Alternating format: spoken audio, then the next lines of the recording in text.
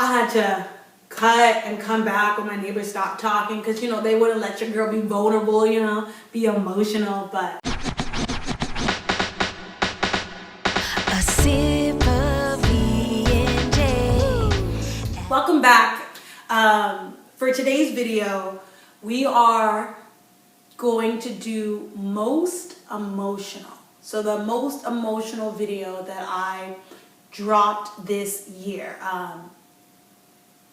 And for me, especially because I did do a lot of poems about Black Lives Matter, me being a tomboy, there's a lot of things that I could choose from, but I chose the poem 13. And I chose it because it actually takes me back to a specific time where I was really emotional. So I wrote this poem during this year, during all the protests for George Floyd, Breonna Taylor, Ahmaud Arbery, and so on and so forth. Literally, I could be listing names for the end of this video. But I wrote this poem during that time. I think I developed or discovered that I had anxiety during this time. I was not sleeping well. One night when I couldn't sleep, I kind of just picked up my notebook from the side of my bed and started writing. It feels like it was like a journal entry, but it kind of was like a purging. This poem is me talking about all the things that I have to deal with being Black in America. Yeah, it was like how I felt in the moment about being Black in America, or like what I had to deal with in the moment because I was Black in America. And it was just a really emotional time for me. And I feel like when I watch the video, it takes me back to that moment. Like I go back to that night in my room, lights off, just writing in my notebook. And I can feel that, like, that pain and just that sadness as to like where we still are as a nation. So it definitely is one of the most emotional poems, videos that I think I did drop this year. And I like the song. See, this is what happens. I try to be serious, be vulnerable. My neighbors are all talking all loud.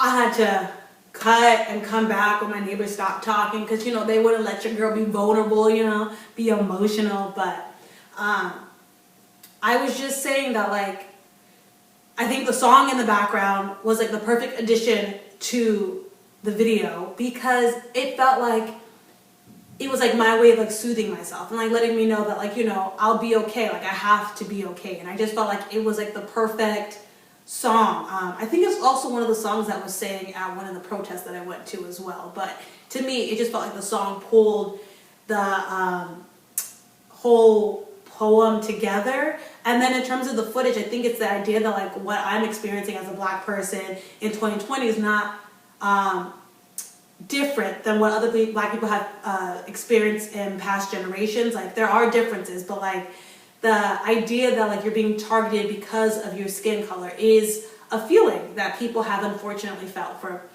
many years. LA felt like a war zone during that time. Like there was protests on the streets. We had the curfew. Like we had crazy early curfews. They would send us like the notifications like after the curfew was already in effect. It just felt like one big setup. There was like police everywhere. There was tanks everywhere. Like I was like hyper vigilant because I would see like the officers like talking to like people, and like the attorney and me, the defense attorney and me would want to kick in and like listen to see what's being said, but then realizing that I'm Black and that's what they're gonna see first, made me also want to like fall back and like go the opposite way when I saw an officer. Like there was just so much happening during this time, and I think this poem kind of like encapsulates all of that. Like it takes me back to that place, and it allows me to like appreciate, you know, just the beauty in like emotion and like feelings, and even just like art that's reflective of a time, even though it's a sad, emotional time. So yeah, I definitely think one of the most emotional videos, poems that I dropped this year is 13. And I'm proud of it. I actually really am proud of it. So if you haven't seen it, you can check it out now.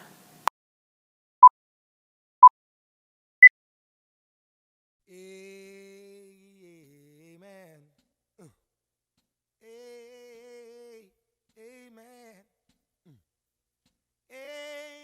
Being black is carrying my federal employee ID with me every time I step foot outside like lamb's blood. Praying that it saves me from the Yahweh created plague dressed in red and blue. Being black is knowing that my hand moving slowly towards my ID quickly becomes suspect reaching for gun. Being black is being forced to hold funeral services in the streets with cardboard signs replacing empty cardboard coffins because the police stole their bodies. Being black is being asked if I'm okay with tears streaming down my cheeks, tracing the path the tears cried for Freddie Gray, Oscar Grant, Taisha Miller, Sean Bell, Trayvon Martin, Pamela Turner. Being black is having too many names to even finish that list. Being black is being mad, hurt, upset, exhausted, and still having to parse my words and dilute my frustration so it's palatable for those whose tongues are too weak to hold the truth. Being black is being the side chick, relegated to private messages separate from the reply all thread because you can't dare claim me in public. Being black is the constant flow of empty words and promises, self-reflection instead of self-regulation. Being black is fearing that you'll die just by saying you're dying. Being black is lying awake at night because you can't silence the hurt long enough to get a peaceful night's rest. Being black is being rocked to sleep with hymnals sung and sobs. Being black is having the meaning of your life be regarded as a political agenda. Being black is having to write this poem in the first place.